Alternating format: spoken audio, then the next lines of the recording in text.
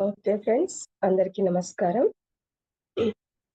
ముందుగా నా గురువైనటువంటి వంశీకృష్ణ మాస్టర్‌కి నా ఆత్మప్రణామములు.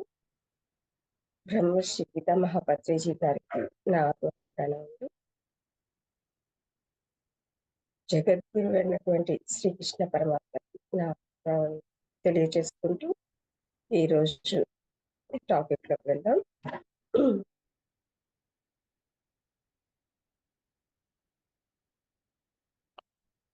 ఓకే. నిన్న డీనా మెరియం గారు గురించి పరిచయం చేసుకున్నాం కదా. ఆమె అంటే తను సేవ మార్గంలో ఒక్క నిమిషం ఫ్రెండ్ హాసిని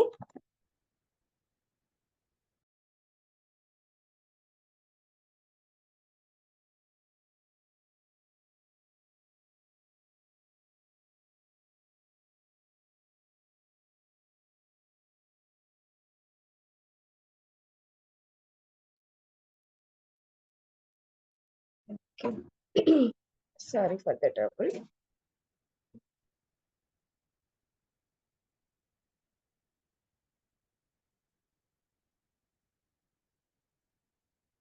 పిల్లులా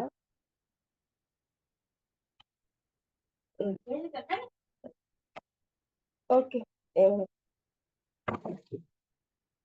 సారీ. ఆమె global peace initiative of women అనే సంస్థను స్థాపించారు కదా. ఆ సంస్థ ద్వారా ఎన్నో సేవలు చేశారు. ఎన్నో అంటే ప్రపంచంలోని ఒక దేశం కాదు, ప్రపంచంలోని క్లిష్ట సమస్యలకి, ఆ సంక్షోభాలకి, సాంఘిక న్యాయం కోసం, పర్యావరణ కాలుష్యం కోసం, భూమిని పట్టి పీడించే భయపెట్టే ఎన్నో సమస్యల గురించి ఆమె ఆధ్యాత్మిక మార్గాల ద్వారా పరిష్కరించాలని ఎన్నో సంవత్సరాలుగా కృషి చేస్తూ వచ్చింది. ఆమె కృషికి గాను నివానో పీస్ అనే శాంతి బహుమతి, ఆమె శాంతి కోసం కృషి చేసినందుకు నివానో అనే సంస్థ నివానో పీస్ అనే బహుమతిని ఇచ్చారనమాట. అయితే ఈమె మరి ఎందుకు ధ్యానము, యోచన, సాధనలు మాత్రమే మన సమాజాన్ని మార్పు చెందిస్తాయని నమ్మారంటే, ఆమె గత 40 సంవత్సరాలుగా పరమహంస యోగానంద గారి భక్తురాలు, క్రియాయోగ సాధకురాలు. వేదాలను అభ్యసించారు కాబట్టి ఆమె ప్రగాఢ విశ్వాసం ఏంటంటే, ధ్యానం వల్లనే మనుషుల ప్రవర్తనలో అంటే వాళ్ళ ఆలోచనలో మార్పు వస్తుంది, యోచనలో మార్పు వస్తుంది అనేసి ఆమె నమ్మిందనమాట. అది ఎప్పుడొస్తుంది? సాధన చేస్తేనే కదా. ధ్యాన సాధన చేయడం ద్వారానే వారిలో మార్పు వస్తుంది అన్న విషయము ఆమె వెల్లడించారనమాట. అయితే ఆమె ముందు మాటలో ఏం రాశారంటే, రాత్రికి పగలకు మధ్య ఏదో గడియలో మనసు నిశ్చలమై కలలు మహాసముద్రంలో మునిగిపోయి బాహ్య ప్రపంచపు ఎరక పొందక ముందు, నక్షత్రాలు సమావేశమై సూర్యుని ఆగమన సంకేతాలకు ముందు, పక్షుల కుజితాల కంటే ముందు, రాత్రి జీవులు విశ్రాంతికి వెళ్లేలోపే, ఆ సమయంలో అంతర్ప్రపంచం మన దర్శనాలను ప్రకాశవంతం చేయటంతో మనం సాధారణంగా చూడని దృశ్యాలు చూస్తాం, సాధారణంగా వినని విషయాలు వినగలుగుతాం. ఆమె తన అనుభవాలని పంచుకుంటున్నారు. అంటే మనకి ఇది అవగతమే కదా. ఎందుకంటే మనం కర్మధ్యాన ప్రక్రియ చేయడం ద్వారా మనము తెల్లవారుజామున అంటే రాత్రికి పగలుకి మధ్యలో అంటే వేకువజామున మనము డ్రీమ్స్ ద్వారా మనము ఏదో లోకాల్లో ఏదో లోకానికి వెళ్ళినట్టు, ఎక్కడో ఉన్నట్టు అనుభూతిని పొందుతూనే ఉన్నాం. మనందరికీ ఇది సుపరిచితమైన విషయమే. ఓకే. ఆ సమయంలో నా కోసం ప్రపంచం తెరుచుకొని, మానవుని భౌతిక నేత్రాలు చూడలేని ఒక గొప్ప కాంతిని చూశాను. ఆమె ఏం చూసిందంట ఆ సమయంలో? నా కోసం అంతర్ప్రపంచం తెరుచుకొని అంటే అప్పుడు ఓపెన్ అయిందనమాట. ఏంటి? అంతర్ప్రపంచం. మన లోపల ఉన్న ప్రపంచం అనేది తెరుచుకుంది. తెరుచుకొని భౌతిక నేత్రాలు అంటే మన శరీరంతో పాటు ఉన్న నేత్రాలు చూడలేని ఒక గొప్ప కాంతిని. ఈ కళ్ళు చూడలేవు. ఈ దేహంతో వచ్చిన కళ్ళు. ఏ కళ్ళు? ఈ కళ్ళను మూసుకుంటే మనం మనోనేత్రంతో ఆహ్, చూడగల గొప్ప కాంతిని ఆమె చూసిందట. ఈ కాంతి అత్యంత సౌందర్యభరితమైన లోకంపై ప్రసరించింది. అక్కడ అనేకానేక జంటలు పరస్పర ఉనికిని ఆస్వాదిస్తూ ఉల్లాసంగా ప్రేమ సున్నితత్వాలతో సేదతీరుతున్నారు. ఆ దృశ్యమంతా గొప్ప ప్రేమతో అల్లుకొని నా హృదయం ఆనందంతో ఉప్పొంగిపోయింది. ఇతరులు అనుభూతి చెందుతున్న ఆ ప్రేమ నాది కూడా. అది శ్రీరామచంద్రమూర్తి, సీతామాతలు భూమిపైకి తెచ్చిన ప్రేమగా నేను గ్రహించాను. అందరికీ చెంది ప్రతి దానిలోనూ ప్రవహించే ఈ ప్రేమను అందరిలో మేల్కొల్పటానికి వారు వచ్చారు. అయితే తను ఆ కాంతి ఎక్కడ ప్రసరించిందంట?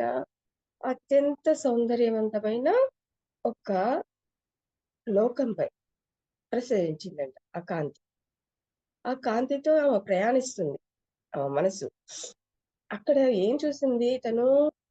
అనేకానేక జంటలు, చాలా జంటలు పరస్పర ఉనికిని ఆస్వాదిస్తూ అంటే ఒకరితో ఒకరు మమేకమై సున్నితత్వాలతో సేద తీరుతూ ఆహ్, వాటిని ఆస్వాదిస్తూ పరస్పర ఉనికిని ఆస్వాదిస్తూ ఎంతో ప్రేమతో అల్లుకున్న దృశ్యాన్ని చూసిందనమాట. ఆ దృశ్యాన్ని చూసినప్పుడు ఆమె హృదయం ఎలా ఆహ్, అయిందంటే ఆనందంతో పొంగిపోయింది. ఎందుకంటే ఆ ప్రేమ నాది కూడా. అది నాలో కూడా ఉంది. అది నేను అనుభవిస్తున్నాను. నేను అక్కడ ఉన్నాను అన్న ఆహ్, ఆమె చైతన్యం అలా ఆహ్, అనుకుందనమాట. ఆనందంతో ఉప్పొంగిపోయింది. ఇతరులు అనుభూతి చెందుతున్న ఆ ప్రేమ నాది కూడా. ఆ శ్రీరామచంద్రమూర్తి, సీతామాతలు భూమి భూమిపైకి తెచ్చిన ప్రేమగా నేను గ్రహించాను. ఆమె దేనిగా గ్రహించిందట? శ్రీరామచంద్రమూర్తి, సీతామాతలు భూమిపైకి తెచ్చారు ఆ ప్రేమని. అంటే ఒకరినొకరు ప్రేమ ఒకరిన ఒకరితో ఒకరు ఎలా ప్రేమగా ఉండాలి, ఎలా ఆనందంగా ఉండాలి అనేది అన్ అందరిలోనూ అంతటా ఉన్న నిండి ఉన్న ఆ ప్రేమని మన కోసం తీసుకొచ్చారు. అంటే యూనివర్స్‌లో ఎంతో ప్రేముంది. ఈ భూమి మీద ప్రేమ ఉంది. కానీ అది మనకు అందించడానికి మనము ఏమనుకుంటాం మన సమస్యలలో పడిపోయి, ఛీ! ఇక్కడ ప్రేమే లేదు. ఈ నరకంలాగా ఉంది నా జీవితం. ప్రేమే లేదు.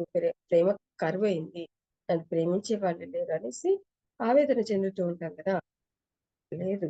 ఈ భూమి పైన ఎంతో ప్రేమ ఉంది. ఆ ప్రేమని అందరిలోనూ అంతటా నిండి ఉన్న ఆ ప్రేమని వెలికి తీయడం కోసమే, మేల్కొల్పడం కోసమే ఎవరొచ్చారట? శ్రీరామచంద్రమూర్తి, సీతామాతలు భూమి మీదికి వచ్చారు అని ఆమె చెప్తుందనమాట. మొదట్లో కేవలం ప్రేమ మాత్రమే ఉంది. ఆ తరువాత మనోహరమైన ఆకుపచ్చటి కాంతి ఆవరిస్తూ రూపరహితమైన శ్రీరాముని ఉనికి అంతటా అను ఆవరించడం వల్ల ఎరుక పొందాను. మొదట్లో ఏముందట? ప్రేమ మాత్రమే కనిపించింది. అంటే ఒక్కరినొకరు ప్రేమగా ఆహ్, వ తన్మయత్వంతో ఉండడం చూసింది. ఆ తరువాత మనోహరమైన ఆకుపచ్చటి కాంతి అంటే ప్రకృతి అనేది ఆ కాంతి అనేది అంతటా ఆవరిస్తూ ఆమె చూస్తున్న ప్లేస్‌నంతటిని ఆ కాంతి ఆవహిస్తూ రూపరహితమైన శ్రీరాముని, అంటే ఒక రూపం అంటూ లేదు శ్రీరామునికి. రూహ రూపరహితమైన శ్రీరాముని ఉనికి అంతటా ఆవరించడం ఆమె చూసిందట. దాంతో ఎరక పొందిందట. అంటే దాంతో నిద్రలోంచి మేల్కొంది అని. నేను ఆ ప్రగాఢ ప్రేమ వాత్సల్యాల పట్ల ఆశ్చర్యం పొందుతూ ఉండగానే, ఇది శ్రీరాముడు భూమిపైకి తెచ్చిన ప్రేమ. ఆ ప్రగాఢమైన వెంటనే మేల్కొనగానే ఎరుక రాగానే ఏమనుకుంది? అది ఆ ప్రగాఢమైన ప్రేమ, వాత్సల్యం ఎక్కడి నుంచొచ్చాయి? ఆ శ్రీరాముడు భూమిపైకి తెచ్చిన ప్రేమగా ఆమె గుర్తించిందట. ఆయన ఒకానొక నూతన నాణ్యమైన ప్రేమను ఎరకపరిచారు. అంటే అప్పటి వరకు ప్రేమ అంటే ఇది, ప్రేమ అంటే అది అని ఎన్నో రకాలుగా అనుకున్నారు. కానీ ప్రేమంటే ఇది. అందరినీ ప్రేమించడమే ప్రేమ. అంటే తనకిష్టమున్న వాళ్ళని, తనకి ఆప్తులని ప్రేమించడం కాదు. వేరే వాళ్ళని ద్వేషించడం, ఒకరిని ప్రేమించడం కాదు. అందరినీ ప్రేమించడం. అందరిలోనూ తనని తాను చూసుకోవడం. అందరి అంటే దయా దయా హృదయం కలిగి ఉండడం. అందరి పట్ల సేవాభావంతో ఉండడం. అది ఆ శ్రీరామచంద్రమూర్తి తీసుకొచ్చారు భూమిపైకి అనేసి ఆమె అంటుంది.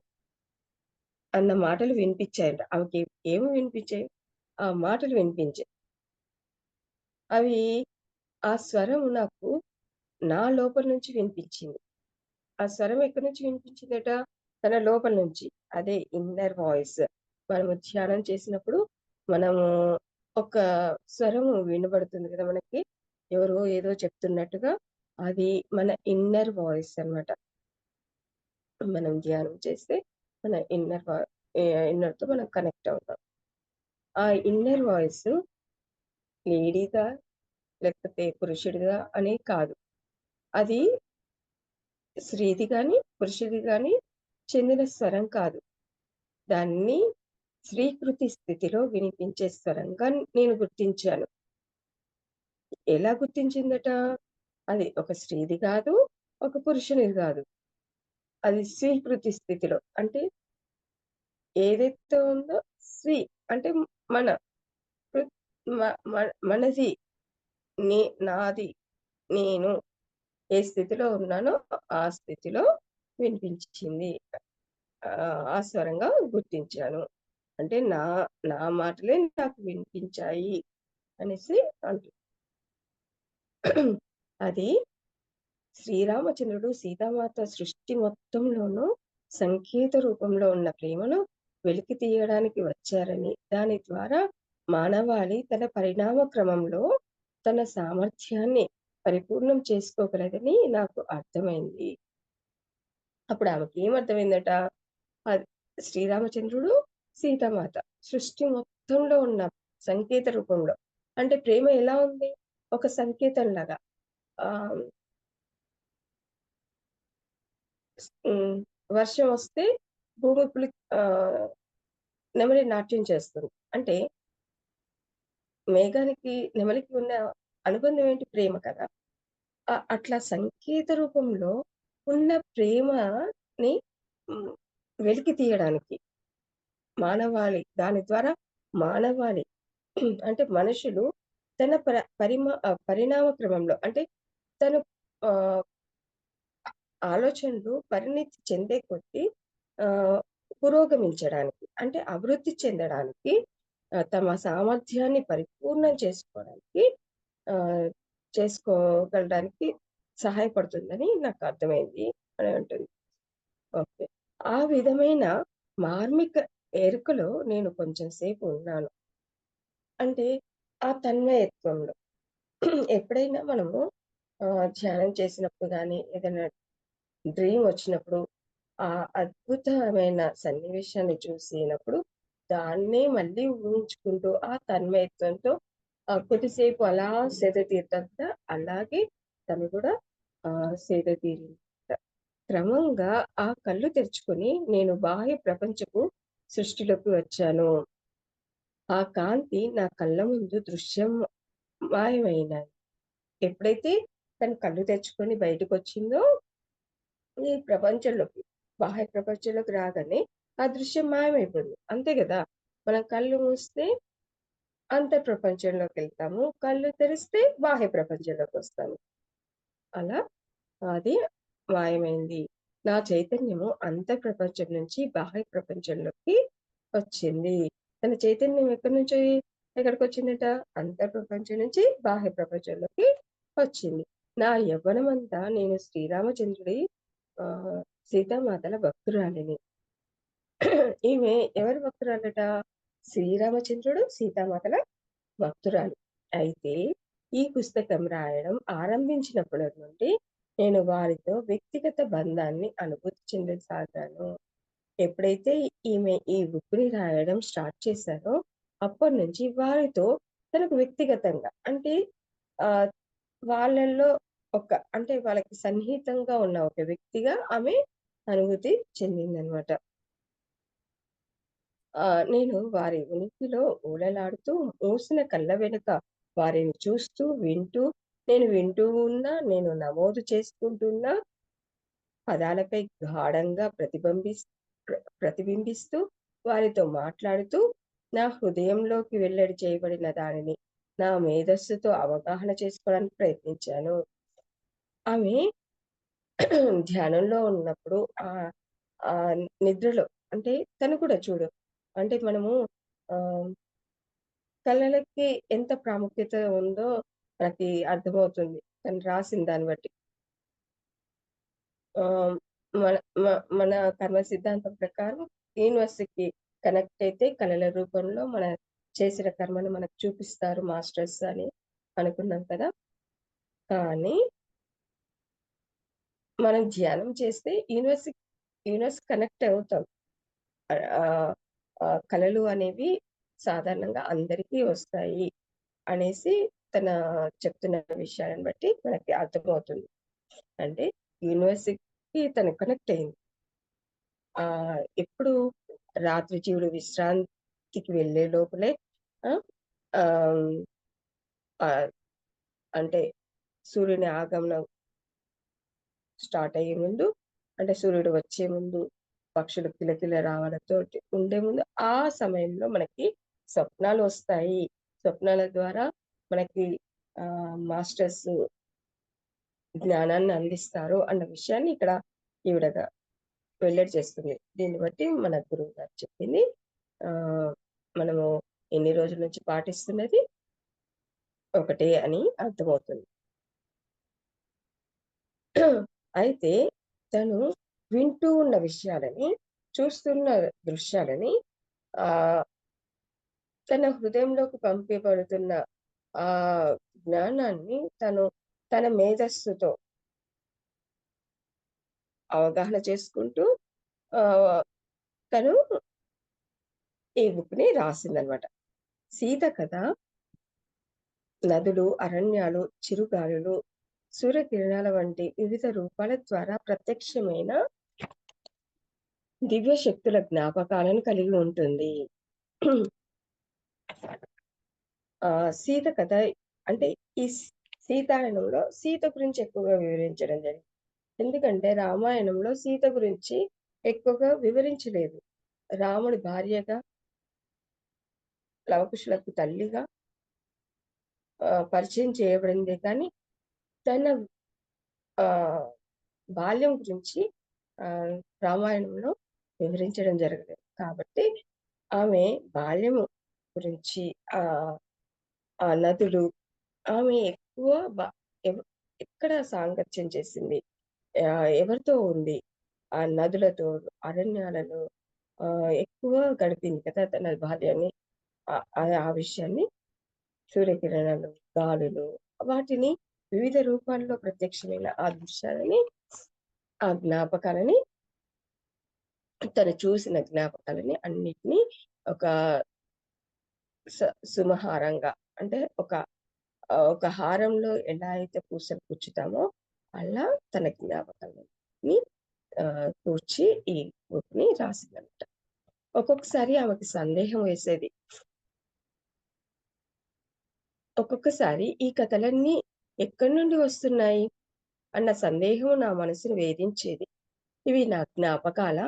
లేక వేరే ఎవరివైనానా? నా ఊహాశక్తితో నా మనసు వీటిని సృష్టిస్తుందా అనిపించినా, నా హృదయం ఊరుకో, విను, సీతామాత నీతో మాట్లాడుతుంది అని చెప్పేది. అయితే ఒక్కొక్కసారి ఆమెకి ఆహ్, అనుమానం వేసేదనమాట. ఇవన్నీ నా ఊహాశక్తా? అంటే నేను ఊహించుకుంటున్నానా? నిజంగానే ఆహ్, నా జ్ఞాపకాలా? వేరే వాళ్ళవా ఇవి? అని ఆమెకి సందేహం కలిగేదట. అప్పుడు తన మనస్సు ఏం చెప్పేది? "ఏయ్! ఊరుకో, సీతామాత నీతో చెప్తుంది విను, నీతో మాట్లాడుతుంది" అని చెప్పేదనమాట. అనేక యుగాల క్రితం ప్రాచీన భారతదేశంలో విశ్వ నియమాలైన నిజాయితీ, ధర్మాలతో ఐక్యతతో ఉండగలగడం అన్న సూత్రంపై ఆధారపడిన సమాజాన్ని స్థాపించడానికి పునాదిగా శ్రీరామచంద్రుడు వచ్చాడు. ఈ ధర్మపు హృదయంలో ఉన్నది ప్రేమ మాత్రమే. అనేక యుగాల పూర్వం ప్రాచీన భారతదేశంలో అంటే త్రేతాయుగంలో రాముడు జన్మించిన యుగంలో ఏం దేనికోసం జన్మించాడు? అంటే సమాజము ఎటువంటి సమాజం కోసం నిర్మించడం కోసం జన్మించాడు? నిజాయితీ, ధర్మము, ఐక్యత. ఈ 3 గుణాలు నిజాయితీ, ధర్మము, ఐక్యత. ఈ 3 గుణాలు ఉన్న సమాజాన్ని నిర్మించడానికి శ్రీరామచంద్రుడు ఈ భూమి మీదకి వచ్చాడనమాట. ఆయన హృదయంలో ఏముంది? ప్రేమ మాత్రమే ఉంది. అంటే విశ్వ నియమాలు, విశ్వ నియమాలను చలనంలోకి తెచ్చేది ప్రేమ మాత్రమే. ఈ విశ్వ నియమాలు అనేవి ఎప్పుడు చలనంలోకొస్తాయట? ప్రేమ ద్వారానే చలనంలోకొస్తాయి. నేనొక పాట విన్నాను. ఇష్క్ బినా జీనా క్యా, ఇష్క్ బినా మरना क्या, ऊपर रब है, नीचे इश्क है. ఇన్ దోనో కే బీచ్ మే సబ్ హై. అంటే పైన దేవుడున్నాడు, కింద ప్రేముంది. ఈ రెండిటి మధ్యలోనే మొత్తం ఉంది. విశ్వం మొత్తం ఉంది. ప్రేమ లేకుండా జీవించడం ఏంటి? ప్రేమ లేకుండా మరణించడం ఏంటి? ప్రేమ లేకుండా జీవించడం అంటే అది వేస్ట్ జీవితము. పుట్టామా, చచ్చామా, పుట్టామా, చచ్చామా అన్నట్టుగానే ఉంటుంది. మనము ఎప్పుడైతే ప్రేమతో జీవిస్తామో అప్పుడే మనము ఆ దేవునితో మనకి కలయిక అనేది ఏర్పడుతుంది. అనేసి ఈమె అభిప్రాయం. అంటే ఎన్ని మాటలైనా మాట్లాడాను. 100 మాటలు మాట్లాడాను. కానీ దాని అర్థం ఒకటే ఉంటుంది. ప్రేమ.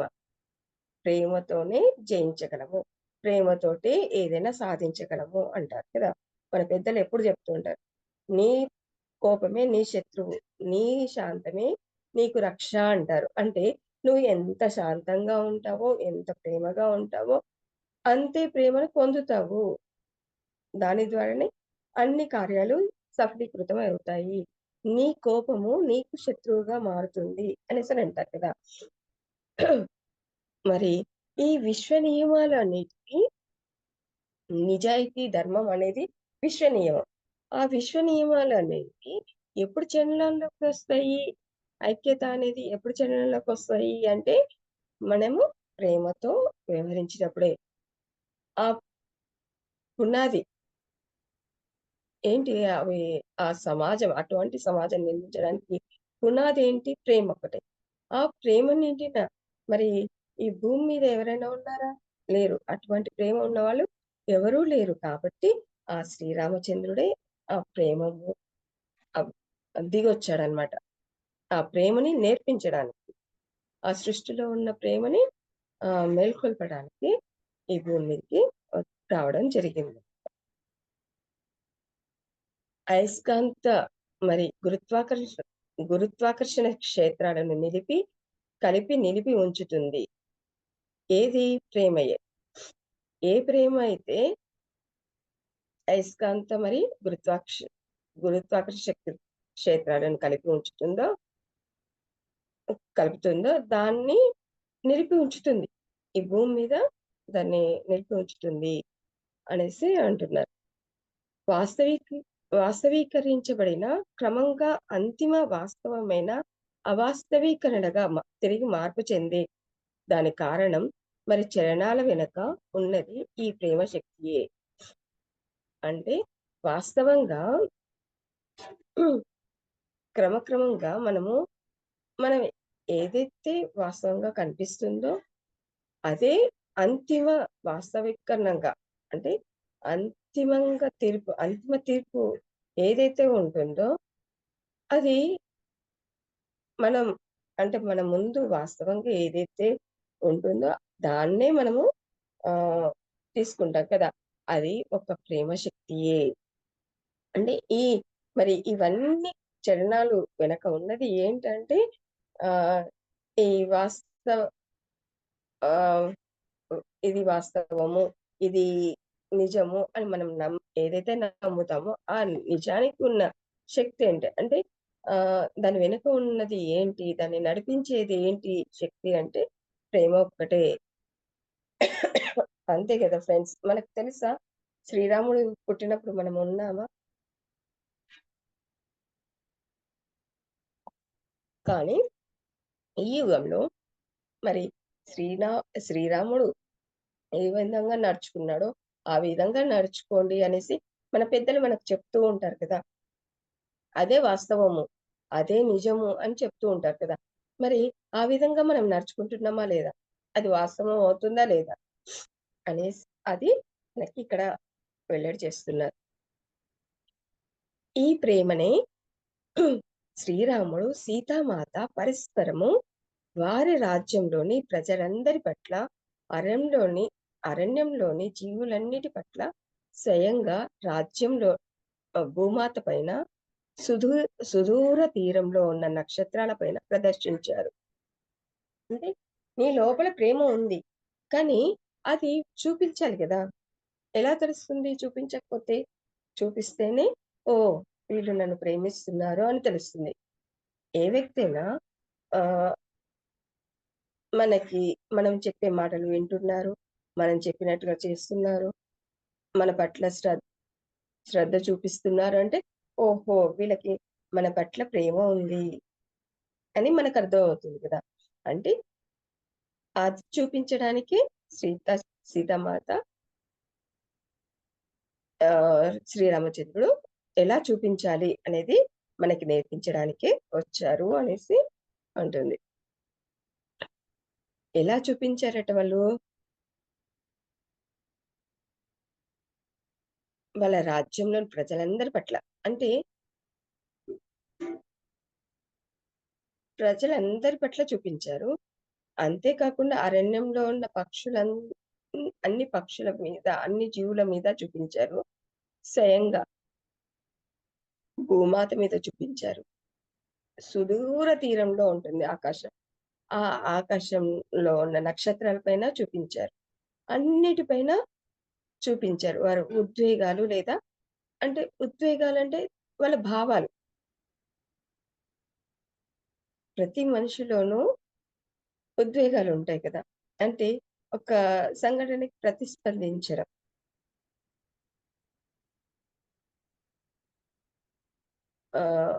మనకి చల్లగా గాలి తాకిందనుకో మనము హ్యాపీగా నవ్వుతాం. ఒక చిరునవ్వు వస్తుంది మొఖం మీద. అంటే అది ఎందుకొచ్చింది చిరునవ్వు? ఆ గాలి స్పర్శ వల్ల కదా. అంటే అలా మనము మన అదొక ఉద్వేగమే. నవ్వు, కోపం, అహంకారం ఇవన్నీ ఉద్వేగాలంట. ఆ ఉద్వేగాలన్నీ ఎటువంటి స్వీయ ఆసక్తుల పైన అంటే నాకు ఇది కావాలి, నాకిది కావాలి అని ఆసక్తి లేకుండా, కోరిక లేకుండా సొంతం చేసుకోవాలి. నా సొంతం కావాలి ఇప్పుడు మన ప్రేమ ఎలా ఉంటుందంటే భూమి మీద ప్రతి ఒక్కరి ప్రేమ, నేను ఒకరిని ప్రేమిస్తున్నానంటే అది నా సొంతం కావాలి. వా వాళ్ళు నన్నే ప్రేమించాలి. ఇంకెవరిని ప్రేమించకూడదు. ఆహ్, అనేసి ఉంటుంది. ఫర్ ఎగ్జాంపుల్ ఒక అబ్బాయి ఉన్నాడు. కాలేజీలో చదివే అమ్మాయిని చూసి ప్రేమిస్తాడు. అతడేమనుకుంటాడు, ఆ అమ్మాయి నన్ను ప్రేమించాలి. ఎవరిని ప్రేమించకూడదు. నిన్ నా నిన్ను ప్రేమించట్లేదు పో అనేసనంటే, ఆ అమ్మాయి మీద ఏం చేస్తాడు? యాసిడ్ తీసుకొచ్చి పోసేస్తాడు కదా! అలా అటువంటి దుర్మార్గపు దుశ్చర్యలు కాకుండా, ప్రేమ అంటే ఇవ్వడము, తీసుకోవడం కాదు. మన మనకు తెలిసిన ప్రేమ తీసుకోవడం. ప్రేమ అంటే నిర్వచనము ఇవ్వడం. ప్రేమ అంటే సేవ. ప్రేమ అంటే ఆహ్, త్యాగము అని సృష్టిలో అందరికి మానవాళికి తెలియజేయడానికి శ్రీరామచంద్రుడు వచ్చాడు అనేసి చెప్తుంది. ఎటువంటి ఆకాంక్ష అంటే నా సొంతం కావాలి. నా నేను, నేను పొందాలి అని కోరిక లేకుండా అందరి పట్ల అన్నిటి శ్రేయస్సు. అన్నిటి శ్రేయస్సు. శ్రేయస్సు అంటే వాటి మంచిని కోరుకోవడం. అంటే అందరూ బావుండాలి. అందరూ ఎవరైనా బాధల్లో ఉంటే వాళ్ళ బాధని తీర్చడానికి ప్రయత్నించడం. అలా అందరి శ్రేయస్సుని కోరడంలోనే ఆహ్, అంటే ఎటువంటి కోరిక లేదు. అంటే అది కోరడం, అది చేయడం వల్ల తను ఏదైనా ఆశించాడా? లేదు కదా! ఏమన్నా ఆశించారా? సీతామాత గాని, శ్రీరామచంద్రమూర్తి ఏది ఆశించలేదు. ఎటువంటి ఆకాంక్ష లేదు. అట్లా మనము ఉండాలి. మనము ఆ దివ్యమైన ప్రేమని మనలో అభివృద్ధి చేసుకోవాలి. మనము ఎదిగే కొద్దీ మనలో ఉన్న ఆ ప్రేమ పరిపక్వత రావాలి. పరిణితి చెందాలి. మ మన ఆలోచనలో మార్పు రావాలి అని ఆమె ఉద్దేశ్యం. ధర్మం యొక్క నిజమైన సారాన్ని మన మన ప్రకృతిలో ముద్రించబడిన ప్రేమను మేల్కొల్పడం ద్వారా మనం మానవ జీవితం కోసం ఎదురు చూస్తున్న ఉన్నత సంభావ్యతలను గుర్తించగలం. మనమే ధర్మం యొక్క నిజమైన సారాన్ని మన ప్రకృతిలో ముద్రించబడిన ప్రేమను మేల్కొల్పడం ద్వారానే మనం మన మానవ జీవితంలో ఎదురు చూస్తున్న ఉన్నత సంభావ్యతలు. అంటే మనం ఏదైతే ఉన్నతంగా ఉండాలని అనుకుంటున్నామో ఆహ్, మనము ఇది ఉన్నతంగా ఉండాలి. హ్మ్. మన ఉన్నతంగా ఎదగాలి అనుకుంటామో, దానికి ఏది సహకరిస్తుందట? ధర్మం యొక్క నిజమైన సారమే. ధర్మం అంటే ఏంటి? నేను ధ్యానంలోకొచ్చినప్పుడు గూడా నాకు ఈ క్వెషనొచ్చింది. ఓకే. ధర్మాన్ని పాటిస్తే ధర్మం మనల్ని రక్షిస్తుంది అంటున్నారు. మరి అసలు ధర్మం ఏంటి? అందరికీ యోగ్యంగా ఉండాలి. ఇప్పుడు నా దృష్టిలో ధర్మం అనుకున్నది వేరే వాళ్ళ దృష్టిలో అధర్మం కావచ్చు కదా! మరి వేరే వాళ్ళ దృష్టిలో ధర్మం ఏంది? నా దృష్టిలో అధర్మం కావచ్చు. అసలు ధర్మం అంటే ఏంటి? అన్న క్వెషనొచ్చింది. అప్పుడు నేను ధ్యానంలో కూర్చున్నప్పుడు సడెన్‌గా ఇన్నర్‌లోంచి ఒక వాయిసొచ్చింది. అహింసో పరమో ధర్మః అని. అంటే అహింస అనేది పరమధర్మం. దాన్ని మించిన ధర్మం లేదు. అహింసను పాటిస్తే అన్ని ధర్మాలను పాటించినట్టే అని నాకప్పుడు అవగాహనొచ్చింది. అంటే మనము ప్రశ్న మనమే, సమాధానము మనమే. మనము ప్రపంచంలోకి వెళ్తే మనకి అవగాహన శక్తి అనేది పెరుగుతుంది అనేది అర్థమవుతుంది. అప్పుడు మన ఆలోచనలో మార్పొస్తుంది. మన ఆలోచనలో మార్పొచ్చిందంటే మన చుట్టూ ఉన్న పరిస్థితుల్లో మార్పొస్తుంది. 2017, 2016 సంవత్సరాల్లో నేను 2 యాత్రలకు వెళ్ళాను. ఆ తరువాత కొన్ని నెలలకు నేను ధ్యాన సాధనలో జ్ఞాపకాలు వెలికి వచ్చి, దృశ్యాలు కనబడి, సంభాషణలు వినబడ్డాయి. ఆమె ఎక్కడికి వెళ్ళిందట? 2015, 2016లో 2 యాత్రలు చేసిందనమాట. అంటే అందుకే అంటూ ఉంటారు సార్ మీరు వీలైతే ఆహ్, యాత్రలు చేయండి. హిమాలయ యాత్రలు గాని, లేకపోతే ఇప్పుడు మెడిటేషన్ సంబంధించి ఆహ్, కొన్ని కొన్ని సంస్థలు నిర్వహిస్తూ ఉంటాయి. తీర్థయాత్రలకి వాటికి వీటికి వెళ్ళండి. వీలైనంత తిరగండి. తిరిగితే మనకి ఎంత తెలుస్తుందంటే, ఎంత జ్ఞానం వస్తుందంటే రకరకాల మనుషుల్ని కలుస్తాము. రకరకాల ప్రదేశాలకు వెళ్తాము. మనకు తెలియంది తెలుసుకుంటాము. తెలిసింది ఇతరులకు చెప్పగలుగుతాం కదా! అందుకని మనం వెళ్ళాలి. అటువంటి ప్లేస్‌లకు వెళ్ళాలి. నాకు ధ్యానంలోకొచ్చిన కొత్తలో ఎప్పుడు సార్ దగ్గరికి వెళ్దామా? అంటే సార్ చెప్పే జ్ఞానాన్ని స్వయంగా తీసుకోవాలి. అంటే ప్రత్యక్షంగా తీసుకోవాలి. జూమ్ క్లాస్‌లలో ఎంత విన్నా తనివి తీరదు. ఆహ్, వింటే భారతం వినాలి, తింటే గారెలు తినాలంటారు కదా! గారెలు తిన్నా కొద్దీ తినాలనిపిస్తుంది కదా! సారు మాటలు వింటూ ఉన్న కొద్దీ నాకు వినాలనిపిచ్చేది. ఆహ్, అవి జూమ్ క్లాస్‌లో వింటే నాకు తృప్తిగా ఉండేది గాదు. ఎప్పుడు సార్ దగ్గరికి వెళ్ళాలి. సార్ చెప్పేది స్వయంగా వినాలి. స్వయంగా విని తరించాలి అనేసి అనిపిచ్చేది.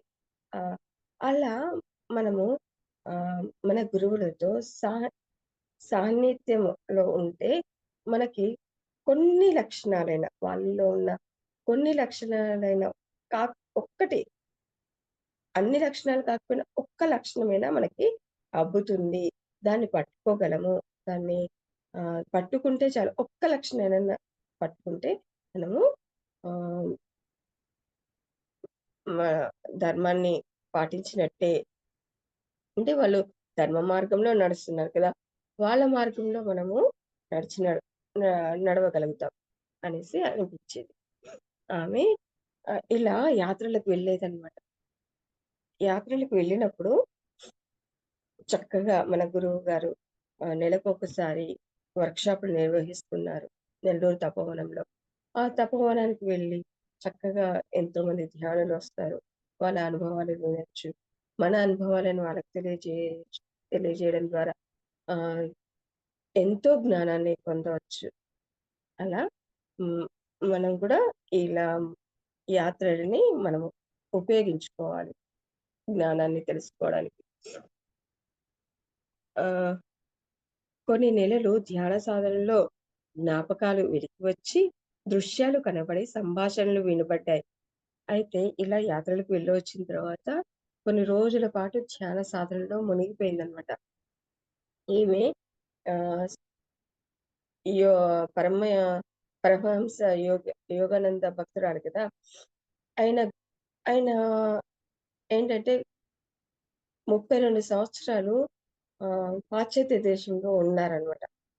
ఆహ్, అందరికి అంటే మన దేశంలోనే కాదు, పాశ్చాత్య దేశాల్లో కూడా ఈ ఆత్మజ్ఞానాన్ని అందించాలి అందరికీ. వాళ్ళ భౌతిక వాదంతో మరి మన ఆధ్యాత్మిక వాదాన్ని మేళవించి ఆహ్, వ ఆహ్, వాళ్ళలో ఆహ్, ఆధ్యాత్మిక జీవితం పట్ల అవగాహన ఏర్పరచాలి అనేసి వారు పాశ్చాత్య దేశంలో ఉండడం జరిగింది. అందుకే ఆమె ఆయన భక్తురాలైంది. భక్తురాలయ్యి ఆయన ఈ అప్పుడు వ అంటే ఒక్కొక్క గురువు ఒక్కొక్క విధానం ఉంటుంది గదా! ఓ ఆయన ఆయన గురువు దగ్గర ఏం నేర్చుకున్నారు?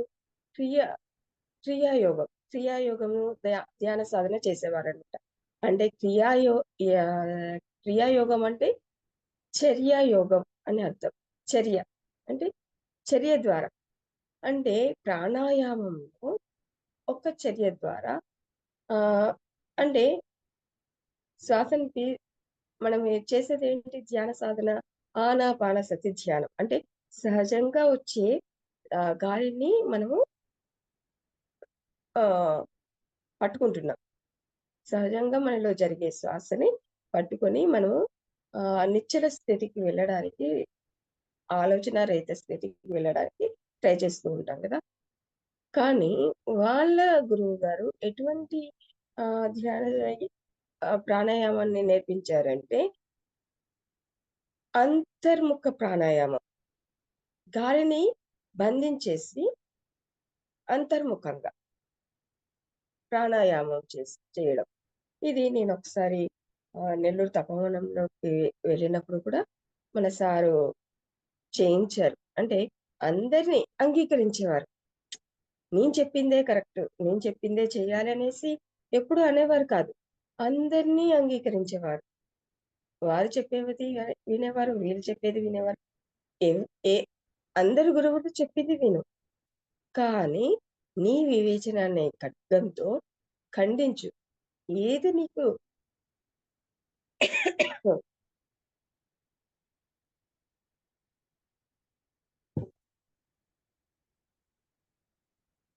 నీ లాజికల్ మైండ్‌కి తట్టుతుందో, నీ ఆత్మ ఒప్పుకుంటుందో, నీకు ఏది చేస్తే సంతోషం కలుగుతూ ఉంటుందో దాన్ని ఆచరించు.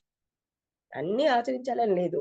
ఇప్పుడు చెప్పే వాళ్ళకి ఎంత స్వేచ్ఛ ఉందో, వినే వాళ్ళకి కూడా అంతే స్వేచ్ఛ ఉంది. ఎవరు చెప్పినా వినాలి. వినదగునెవ్వరు చెప్పినా వినినంతనే వేగిరపడక, కనికల్ల నిజము తెలిసిన మనుజుడైపో మహిలో ధన్యుడు మహిలో ధన్యుడు సుమతి అనేసి సుమతి శతకం ఉంది కదా! మనం చిన్నప్పుడు నేర్చుకున్నాం. దాని అర్థం ఏంటి? ఎవరు చెప్పినా వినాలి. అందరు చెప్పింది వినాలి. అంటే ఒక్క ఆలోచన తీసుకోవద్దు. అన్ని ఆలోచనలు తీసుకోవాలి. వినాలి. విని మనము మన వివేచనతో ఇది నిజమా? కాదా? ఇది సత్యమా? కాదా? ఏది సత్యం అని మనము ఎక్స్‌పెరిమెంట్ చేసి అంటే మన జీవితంలో ఆచరించి, ఓహ్! ఇది నాకు సరిపడదు అని వదిలేయాలి. మనకి ఏది సరిపడుతుందో అది తీసుకోవాలి. మన బాడీ చెప్తుంది. మన మైండ్ చెప్తుంది. మన మనసు చెప్తుంది. ఇది నాట్ ఓకే. ఇది ఓకే అని చెప్తుంది. దాన్ని, దాన్ని వినాలి. మన ఇన్నర్ నుంచి వచ్చే వాయిస్‌ని వినాలి. వాళ్ళు చెప్పారు కదా! అని చేయకూడదు. అప్పుడు నష్టం కలిగితే ఏమంటాం? వాళ్ళు చెప్పారు అందుకే నష్టం వచ్చింది అంటాం. అంటే వేరే వాళ్ళ మీదకి తోసేస్తాం. ఫెయిల్యూర్ అయితే వేరే వాళ్ళ మీదకి తోసేస్తాము. మంచైతే నా ఆలోచన వల్ల వచ్చింది అనేసరి చెప్పుకుంటాం గొప్పలు. అలా చేయకూడదు. మనం ఏదైనా గాని మన స్వీయం మన స్వీకృతి. మనం స్వయంగా చేసే కృత్యంతో ఆహ్, ఉండాలి. అంటే మంచైనా, చెడైనా మనదిగా ఉండాలి. అప్పుడు చెడొచ్చినా గాని మనం సంతోషంగా స్వీకరించగలుగుతాం. మన మనసు స్వీకరిస్తుంది. లేకపోతే ఎంత అసహనం, వేదన అంటే వేరే వాళ్ళు చెప్పారు కాబట్టి నేను చేశాను. అబ్బా! అయ్యో రామా! ఇదెందుకు చేశాను? నేను వాళ్ళు చెప్పింది నాకు బుద్ధి లేదా? నాకు తెలివి తక్కువగా ఆలోచించాను. వాళ్ళు చెప్పారనుకో నేనెందుకు తీసుకున్నాను? నాకు బుద్ధి లేదా? అనేసి మనల్ని మనం తిట్టుకుంటాం కదా! అలా కాకుండా మనము ఒక పని చేసే ముందు ఆలోచించాలి. అలాగని ఆలోచిస్తూ ఉండకూడదు. ఆలోచిస్తూ పని చేయాలి. చేస్తూ ఆలోచించాలి. అలా మనము నిరంతరము ధ్యాన సాధన చేస్తూ ఉంటే, మనకి ఆలోచనతో పాటు చేయడంతో పాటు ఆలోచించడం అనేది అలవాటవుతుంది. మనకి అలవాటు లేకపోవచ్చు. కానీ అభ్యాసం ద్వారా అది సాధ్యమవుతుంది అని భగవద్గీతలో శ్రీకృష్ణ పరమాత్మ చెప్పారు. అంటే అభ్యాసం మనకి చేదుగా ఉంటది కదా! తింటూ ఉంటే ఏమవుతుంది? తీగయిపోతుంది. అలాగే పాడుతూ ఉంటే రాగం అతిశయిస్తుంది. మంచిగా వస్తుంది కదా! అలా మనకి ఆహ్, ఏదైనా అభ్యాసం ద్వారానే స్వీకృతి ద్వారా ఇక్కడ మనకిచ్చాడు స్వీకృతి అనేది. ఆహ్, డీనా మేరియం గారు. ఆ స్వీకృతి అంటే మనం చేయాలి. ఏ పనైనా మనం చేస్తే మనకి ఫలితం వస్తుంది. ఆ ఫలితం మంచిదైనా, చెడుదైనా మనం అనుభవించగలం. హ్యాపీగా తీసుకుంటాం. నేను చేశాను కాబట్టి వచ్చింది. ఓకే. అని మన మనసు ఒప్పుకుంటుంది. అంగీకరిస్తుంది. వేరే వాళ్ళకి చెప్పింది వింటే అది మన మనసు అంగీకరించదు. వద్దు, నెట్టేయి. వేరే వాళ్ళ మీదకి నెట్టేయి అంటుంది. అందుకే వాస్తవం ఏంటి? నా వాస్తవానికి నేనే కారణము అని ఎప్పుడైతే మనం తెలుసుకుంటామో అప్పుడే ఆహ్, నిన్న ఒక పొరపాటు జరిగింది. ఆత్మ సాష్ ఆహ్, సా సా సా సాస్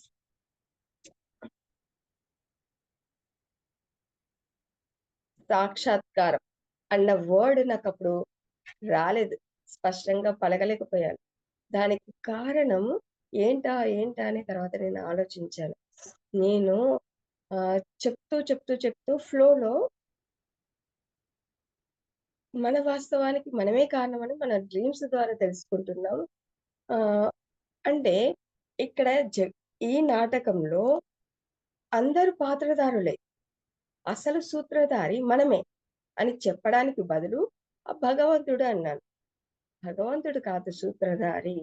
మనమే. మనం వేసే నాటకంలో సూత్రధారి మనమే.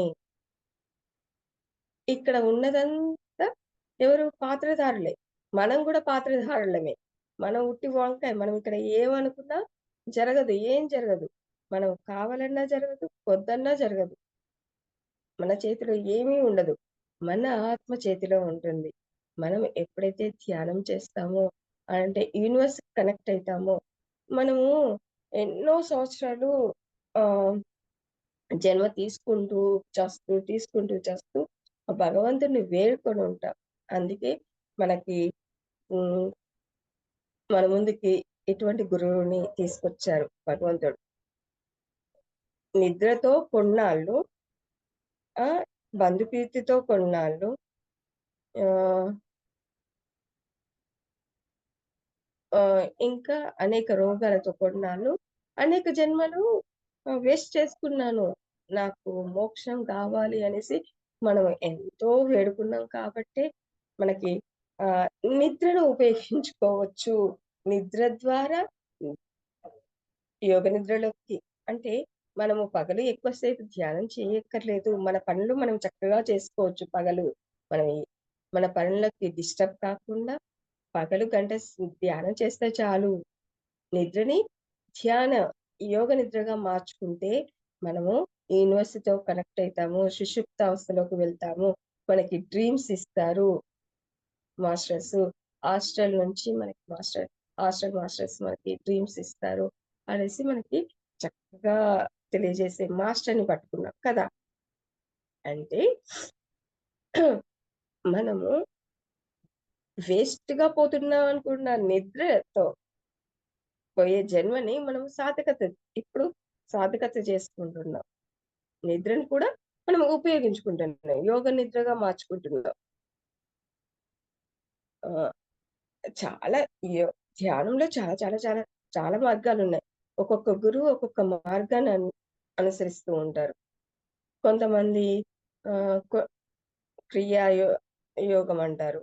ఇంకా కొంతమంది ఆహ్, గుడకేశ అంటారు. రాత్రంతా మెలకువతోటి ఉండి ధ్యానం చేస్తే మనకి ఓకే. నువ్వు ఓపుకుంటే చెయ్యి. నీకు ఆ మార్గం నచ్చితే నువ్వు చేస్తూ ఉంటే నీ బాడీ సహకరిస్తూ ఉంటే చెయ్యి. No problem. కాకపోతే నీ బాడీ సహకరించకపోతే, నీకు దాంట్లో సంతోషం కలగకపోతే నువ్వు చేసిన వేస్టు అనేసి మన గురువుగారు చెప్తూ ఉంటారు.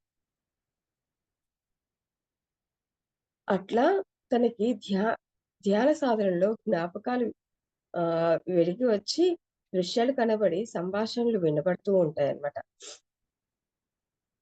అవి నా గత దర్శనాల్లో మునిగిపోయిన వాటిని వాటిలోని ముఖ్య సందేశాలను నమోదు చేయలేకపోయాను.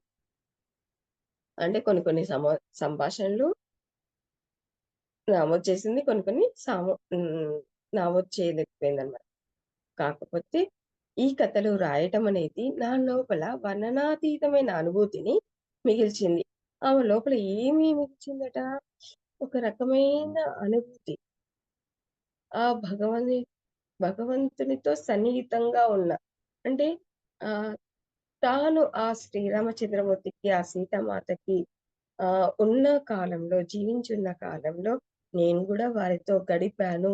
నేను వారితో ఆహ్, సన్నిహితంగా ఉన్నాను. వారితో మాట్లాడాను అన్న అనుభూతిని మిగిల్చిందనమాట. ఇప్పుడు చూడండి ఫ్రెండ్స్, ఎంతో దూరంలో ఉన్నా కానీ మన మనసుకి దగ్గరగా ఉంటే మనం ఆనందంగా ఫీల్ అవుతాం కదా! అవునా కాదా? ఇప్పుడు భగవంతుడు ఎక్కడో ఉన్నాడు. కానీ మన మనసులో బంధించాలంటే దేనితో బంధించగలం? ఒక ఆవుంది. దాన్ని బంధించాలంటే హ్మ్, నూలుతో చేసిన తాడుని పేని బంధిస్తారు కదా! మరి మన మనస్సులో ఆ భగవంతుడిని బంధించాలంటే ఏం జేయాలి? దానికి ఆహ్, రా కట్టేస్తా అంటే వచ్చేసి సరే అని జైల్లో ఉంటాడా? ఆ! ఉండడు గదా! కా కాబట్టి ఏం చేయాలి? మనము ప్రేమించాలి. మనం ఎంత ప్రేమను అందిస్తామో, అంతకంటే రెట్టింపు ప్రేమని ప్రేమతో మన దగ్గరికొస్తాడు. అంటే మరి భగవంతుడు ప్రేమించడం అంటే ఏంటి? భగవంతుడు స సర్ ఆహ్, కనిపిస్తాడా? ఈ రూపం అంటూ ఉంటుందా? నిరాకారుడు కదా! ఆమెకి ఎలా కనిపించాడు? నిరాకారంగా ఉన్న ప్రకృతిలో అంతటా ఆవరించిపోయి కనిపించాడు కదా! తనకి. మరి ప్రకృతిలో ఉన్న ప్రతి జీవిని మనం ప్రేమించాలి. ప్రతి జీవిలో ఉన్న పరమాత్మని చూడగలగాలి. నాలో ఉన్న చైతన్యము నేనే.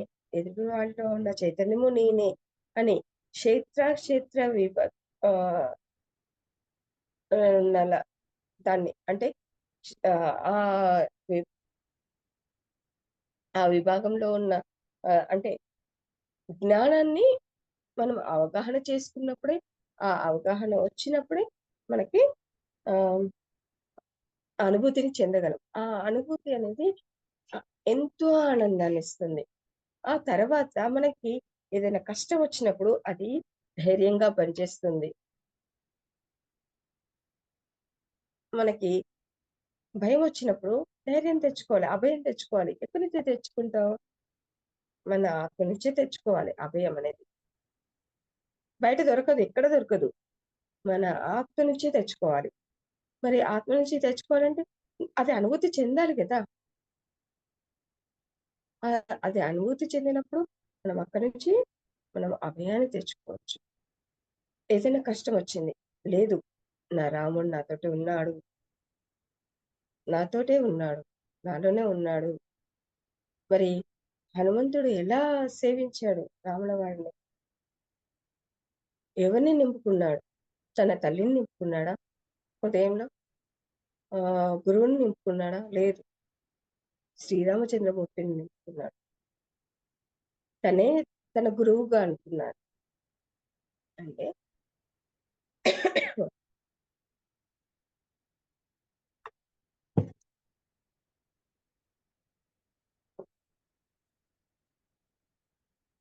రాముడు ఏది చెప్తే అది కరెక్ట్. అతను త్రికాల జ్ఞాని, సర్వేశ్వరుడు అని నమ్మాడు. త్రికరణ శుద్ధిగా నమ్మాడు కాబట్టి తను తన మనసులో ఆ భావం ఉంది కాబట్టి శ్రీరామచంద్రుడు అతని హృదయంలో నివసించాడు. మరి మన హృదయంలో ఎవరిని పెట్టుకుంటున్నాం? మనల్ని బాధించే వాళ్ళని, మనల్ని హింసించే వాళ్ళని పెట్టుకుంటున్నాం. దుఃఖిస్తున్నాం. అయ్యో! నా జీవితం దుఃఖంతో నిండిపోయింది. దుఃఖంతో నిండిపోయిందని బాధపడుతున్నాం. మనం కూడా ఎవరిని పెట్టుకోవాలి? మనకి జ్ఞానాన్నందించే, సంతోషాన్నందించే వ్యక్తిని గదా పెట్టుకోవాలి. రాముడైతే రాముడు, సాయిబాబా అయితే సాయిబాబా, వెంకటేశ్వరుడైతే వెంకటేశ్వరుడు. ఎవరైతే వాళ్ళు. మన పూర్ణాత్మ ఎవరు అన్నది మనకు తెలుస్తుంది. మనం 40 రోజులు ధ్యానం చేశామంటే, మనం మన పూర్ణాత్మతో మన పూర్ణాత్మ ఎవరు? నీకు సహాయం ఎవరు చేస్తారు మాస్టర్స్ అనేది అర్థమవుతుంది. అవగాహనొస్తుంది. అప్పుడు ఆ మాస్టర్‌ని పట్టుకోవాలి. ఏదైనా కష్టమొస్తే ఆ మాస్టరు. ఆ మాస్టర్‌ని మన చుట్టూ రక్షణ వలయంగా చేసుకోవాలి. మన చుట్టూరు ఒక రక్షణ వలయం ఏర్పరచుకోవాలి. అది ఆ కష్టం మన దగ్గరికి రావాలంటే వాళ్ళని దాటి రావాలి కదా! ఎలా అంటే హిందీలో ఒక పాటుంది. నాకు చాలా నచ్చింది. మన డ్రీమ్స్ దానికి బాగా ఉపయోగపడుతుంది అని అనిపించింది. అది ఎలా అంటే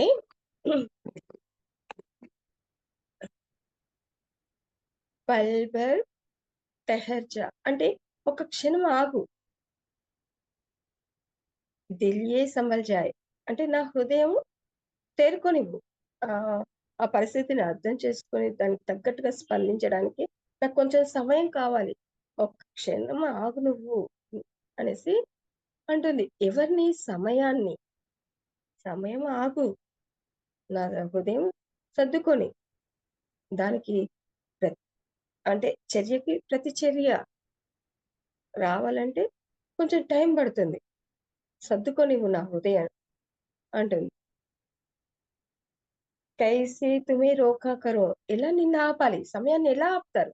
ఆపగలమా? ఏ సమయం ఆగిపో అంటే ఆగుతుందా? మనము ఆగమన్నా ఆగదు కదా! మనమే సమయంతో పాటు ప్రయాణించాలి. మనం ఏడ్చినా ఆగదు, మొత్తుకున్నా ఆగదు, ఏం చేసినా ఆగదు. మనకు బాగలేదని సమయం ఆగిపోతుందా? లేదు కదా! మరి ఎలా ఆగుతుంది? ఎలా ఆపాలి మనం సమయాన్ని? ఆँखों में तुमको भर लो అంటే కళ్ళల్లో నిన్ను నింపుకుంటాను. బిన్ బోలే బాతే తుమ్సే కరో అంటే నేను చెప్పకుండానే నీతో మాట్లాడతాను. బిన్ బోలే బాతే అంటే నేను మనసు విప్పి చెప్పను. నోరు విప్పి చెప్పలేను. మాట్లాడతాను. మనసుతో మాట్లాడతాను. మనం ధ్యానంలో అదే కదా మనం చేసేది. సృష్టిలో ప్రథమ గురువు ఎవరు? ఆ శివుడు కదా! దక్షిణామూర్తి. ఆయన ఎలా జ్ఞానాన్ని అందించాడు? సనక సనందానికి మౌనం ద్వారానే కదా! అంటే మౌనం ద్వారా ఒకరి నుంచి ఒకరికి జ్ఞానము అందించబడుతుంది. అంటే కనెక్ట్ అయిపోతాం మనము. భగవంతునికి హ్మ్. హృదయంతో కనెక్టివిటీ అనేది ఏర్పడుతుంది అనేది మనకు అర్థమవుతుంది కదా! అంటే కళ్ళలో నిన్ను బంధించేస్తాను. నేను చెప్పకుండానే నీతో మాట్లాడతాను. ఇంకో పాట గుర్తొస్తుంది. ఆహ్, కుచ్ నా కహో కుచ్ భీ నా కహో क्या कहना है क्या सुनना है तुमको पता है मुझको पता है इस अ, ఏ తమసా గయా హై అన్న అప్పుడు అంటే ఆ క్షణం ఆగిపోతుంది. మనం ధ్యానం చేసినప్పుడు మనము ఆ క్షణాన్ని ఆపేస్తాం గదా! ఆలోచనల్ని అన్నిటిని ఆపేస్తాం. ఆపేసినప్పుడు మనకి ఆహ్, మనం ఏం చెప్పాలనుకుంటున్నామో మనసులో మన అంతర్యామికి మన మనసులో ఉన్న స్వామికి తెలీదా? మనం చెప్పాలా? నోరు విప్పి చెప్పాలా మన బాధని? చెప్ అలా మనము చెప్పకుండానే మన మెసేజ్ వెళ్తుంది. అవతల నుంచి మెసేజ్ రిసీవ్ కూడా చేసుకుంటుంది కదా! అంటే మనలోంచి ఒక ఇన్నర్ వాయిస్ వస్తుంది. అంటే మనం మెసేజ్ పంపిస్తే మెసేజ్ రిసీవ్ చేసుకుంటుంది. అలా మనము కనెక్టివిటీ ఏర్పరచుకోవాలి. ధ్యాన సాధన చేయాలి. మనం ఈ ప్రపంచంలో ఉన్న ప్రేమని ఆహ్, హ్మ్. ప్రేమ ద్వారానే మనము కనెక్టివిటీ అనేది ఏర్పడుతుంది అనేది మనకు అర్థమవుతుంది కదా! ఆహ్, ఓకే. ఈరోజు కూడా మనము అన్ ఆహ్, ఈ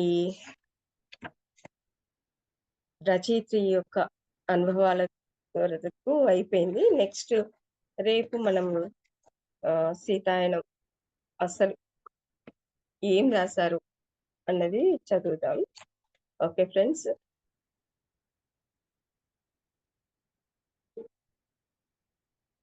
మేడం క్లాస్ అయిపోయింది.